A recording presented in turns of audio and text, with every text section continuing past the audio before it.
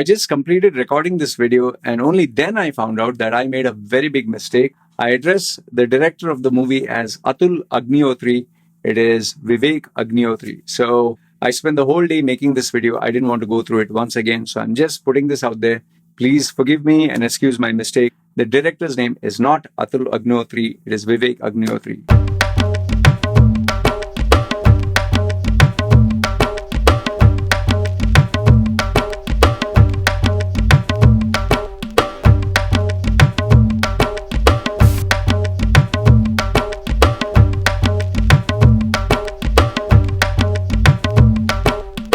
All right, important warning, full spoilers ahead. So if you're planning to watch this movie and you have not watched it and you like an element of surprise, do not watch this video, stop immediately. But if you want to listen to spoilers and a detailed review, continue watching. So having said that, let's start. First and foremost, this is by far one of the worst, tasteless, pathetic movies I've ever watched. I will literally, I'll tell you explicitly, I'm giving this movie not just a 0, a minus 10 out of 10. Now, you might think, oh, I hate Atul Agnihotri, I hate all these Hindu-themed movies. No, you Google search, type in the search box of YouTube. I have put out, I think, 3 to 4 videos praising Atul Agnihotri's previous movie, The Kashmir Files. I was a big fan of that movie. I found that movie very compelling, great storytelling, and I really looked forward for this movie that he was going to come out with. Even though the movie had anti-Muslim agenda, fine, I was still okay with that. And I made it very clear that this is a propaganda movie, this is slightly anti-Muslim, but it's a great movie, must watch. I recommended everyone to watch, and I even highlighted it as one of my favorite movies. But this movie is so pathetic. It is like... it is one of the shittiest movies I've seen in years. It is an anti-Muslim movie encouraging hate, violence, indifference, discrimination, all against Muslims, Indian Muslims, Pakistani Muslims. And I feel, seriously, I feel out of heart of hearts that the director Atul Agnihotri, when he saw the amount of cash and the money and the praise and the political clout and politicians who came and, visited the theaters and how much money he made, that even admitted that he bought a new house worth millions of rupees in Mumbai. He thought, yes, this is the way to move forward. Blood, gore, anti-Muslim rhetoric, and I can make 10 times more. And maybe even Prime Minister Modi would come and, inaugurate my event. Well, it completely backfired. You know why? Because it has completely nothing but anti-Muslim rhetoric throughout the movie, which does not make any sense. The Hindutva agenda is so explicit, and he has marketed all this, or rather put it into the movie, his agenda, under a false premise of patriotism, courage, and love for the country. In fact, he not only portrays every Indian who supports Gandhi and nonviolence as a coward, he kind of, gives Gandhi's statement, every statement, out of context, and the way he has put it across, that you begin to question what nonsense Gandhi is talking. In fact, he has portrayed Gandhi so much so negatively that if you see some of the YouTube shorts, you'd see people coming out of the theaters showing Gandhi's face and abusing him, saying that his face should be removed. He's a coward. This is what the movie is actually doing. And he has taken every character to, give you this big lecture about patriotism, about Muslims being bad, about Hindus should take up the courage to be men and fight, eye for eye, tooth for tooth. Everything that he has stated is everything. Every, second of the movie is Muslims are evil, Islam is very bad, violence against Indian Muslims is the only solution. Islam cannot fit into the Indian culture. India should not be secular. And Muslims or Islam is not good for India throughout the whole movie. Okay. Storytelling. Oh my goodness. The movie drags. Drags is an understatement. At 3 hours, 22 minutes, I was suffering. I was on, a bed of like needles, and I was like, oh, I literally had to force myself to watch the movie. I think in and around after 1 hour of watching the movie, I was like, oh, come on, man. This cannot be that bad. And it was nothing but suffering to watch 3 hours, 22 minutes. Very exhausting. And the transition between the present and the past, there are so many, the way he edited the past and the present, it's like when you're getting immersed into a scene and suddenly they give you another scene, you're like, oh, what? And then you're trying to immerse yourself there and suddenly it comes back here. In fact, I found the past scenes very compelling. The present day was completely, it was like, yuck, I don't want to see it back. And it made the story kind of hard to follow. You're trying to remember two plot lines. I really felt there was no logic in so many aspects of the movie. Now, in terms of the historical and political narrative, the way the Muslims were portrayed, the entire movie, Hindus are good. And the entire movie, Muslims are bad, Islam is evil, Pakistanis, though, were portrayed as extremists. And the underlying current message that he tried to portray indirectly is Indian Muslims who follow Islam are indirectly supportive of Pakistan. They are not supportive of India. That is his whole message explicitly. And if there was any doubt, every dialogue is about Hindus versus Muslims. Hindus versus Muslims. Hindus are good guys. Muslims are bad guys. And he was driving home the message that peace and non-violence is not the answer.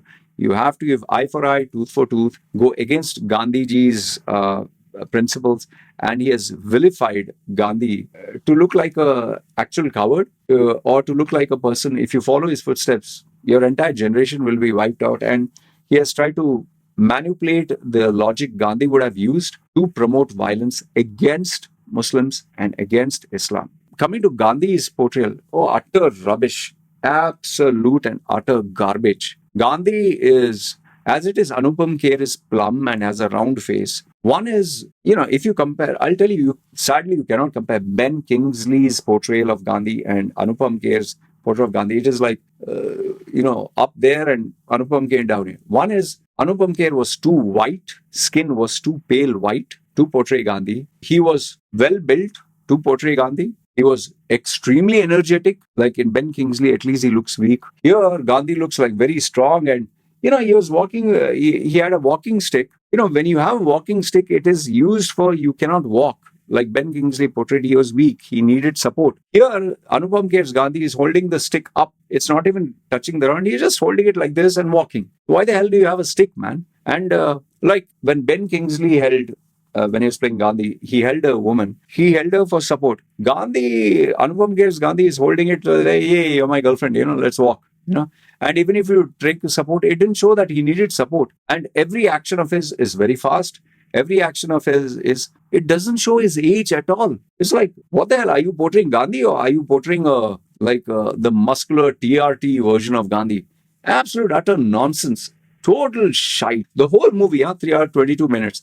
Not one good Muslim was there. And scenes depicting violence were so extremely exaggerated. It is like, there is even a scene where after killing or injuring a couple of Hindus, they, where you hang meat in a butcher shop, you have that hook that goes like this. They actually take the trouble of taking them and hanging them on these places where meat has to hang. What sense is that? For what? Why would you want to do that? Every fight, blood has to pour out. It kind of reminded me of Kill Bill when he's cutting, blood is spewing like a water hose. But here the blood uses CGI. It is so low quality CGI. When he stabs, you can see the blood. It's not real. It's like ink. It just spews out. And it is like, what the hell are you doing, man? And even the modern day, when that CBI officer, he goes to confront the evil politician who's anyway Muslim, Indian Muslim, who's standing on a mosque, yes, and he's talking. When he goes to arrest him, he tells the public,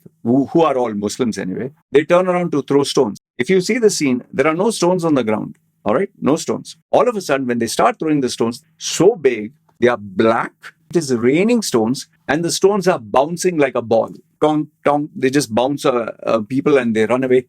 You just disconnect when you see that, what rubbish. And one of the illogical scenes was, they wanted to make it very patriotic, the scene where so many Hindus die. So this female, the young Bharati, she wants to put a Indian flag on the body because they're just put on the road, streets, the vultures are going to eat them. Now here's a scene that didn't make sense. Okay, one is you have to get a flag, Indian flag, to put it on the person. So let's assume there was one flag lying around that she put, in the middle of the like a area which is fully sand, mud, whatever. They show the scene where she has managed to drape 100 plus bodies with the national flag. From where did you get the flags? How did you spend all the time draping each and every body with a flag?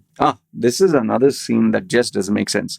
The same lady, when she was young, when they go back into the past, she is going for a graduation, which means she must be 18 or 19 years old. All right. So she's going to take a graduation. Everyone has that black hat and, black dress. And so a British governor is handing over the certificates.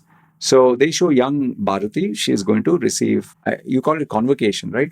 Okay, the parents are there. It's like in a church where there are all students sitting with their black dress and hat. So she goes up. Once she goes up, the governor shakes her hand. And then, I don't know how or where, she pulls out a revolver, which really doesn't make sense. From where did she get a revolver? And she shoots him completely. He is dead. Okay. After she shoots him, there were two cops standing at the side who are supposed to be, maintaining law and order and protecting the governor. Before they grab her, she runs to the lectern and she is giving all the Indian kind of patriotic, we should fight the British, this thing, imperialist, and we should do that, we should do this. The cops run and obviously hold her hands. Now, if it was real life, when the cops catch you, they will drag you and dump you on the ground or at least, put your hands behind and arrest you, at least handcuff you. The cops hold her and they are standing there. They are holding her and she is busy talking into the microphone for the next 1 minute and giving patriotic lectures. Does it bloody make sense? And if that was not stupid enough, then you get, as she is talking, all of a sudden, all the students who are listening to her speak are aroused and they give her a standing ovation or whatever. And as she's dragged out, all the students take their hats, convocation, then you throw the hats in the air. All of them throw it and Jai Hind. And what nonsense is this? Like, from what sense does it make an 18-year-old? From where did she get a gun? How was she able to shoot him? Okay, even if she shot him, what? They allowed her to give the patriotic speech and then everyone suddenly became patriotic. Until then, nobody was patriotic. And then you have this one, the hero. Remember the scene which I told you, they threw stones on this CBI officer when he went to catch the Muslim guy? So one of the stone hits him on the face, on the nose bridge area. One scene you see, there's a massive open wound. The skin is torn, completely broken. His nose is broken. Next scene you see, his nose, this side is okay. This side has injury. Then suddenly, in the same scene, this side, the wound has become like a small square and now it is not so sore. So it's like in one scene, you see 3 different injuries on his nose. So where is the consistency? Is it this side? Is it this side? Is it deep? Is it long? Is it small? Like, what the hell, man? Can't you be consistent at least with that? And it's so explicit. It's right. You see it on his face. The costume of the Pakistani Muslim guy, bright green, spotless, very clean, as if he wore something just took off from the dry cleaners he bought brand new. You are showing a scene where there's ash, blood, dirt, rain. How is your costume shining like neon green? There was a scene where young Bharati, her sari catches on fire. Okay, the end of the sari. So comedic that she's running and screaming and that sari is burning and she's dragging it and the flame doesn't seem to extend or doesn't seem to extinguish. It is just burning there and she's running like Tom and Jerry, when the tail is on fire, he keeps running and only that part of the tail is burning. All the dialogues, literally all the dialogues of Gandhi, of Bharati, long drawn. You feel you're listening to a lecture and you get completely, put off with it. You just don't, you're like, oh man, enough. I don't want to listen to it anymore. And finally, the biggest gripe that I have about this movie is the climax, which absolutely made no sense. And, resulted in the movie ending with an absolute flatline and big questions. I'll tell you. The first part is what is happening in the present moment in the movie, where the CBI officer, Shiva Pandit, he goes to this MLA, the main villain's house, who has plenty of henchmen, plenty of bodyguards, plenty of security, where you cannot even go without being frisked and someone keeps following you. But somehow he enters the whole premises without being searched, goes and meets with the MLA, grabs this guy by the neck and starts strangling him. Now, here's a simple question to you. Common sense. If someone were to take their hands and start strangling you, what would be your immediate response? You'd at least push the guy, you'd fight, you'd move your hands, you'd kick him with your legs. You would put on a fight, right? You would not just stand there and let him squeeze your neck. Okay. This is exactly what happens. Shiva Pandit grabs this guy by the neck and he's squeezing it. And as he's squeezing it, this guy, MLA, is just standing there. That's all he's doing.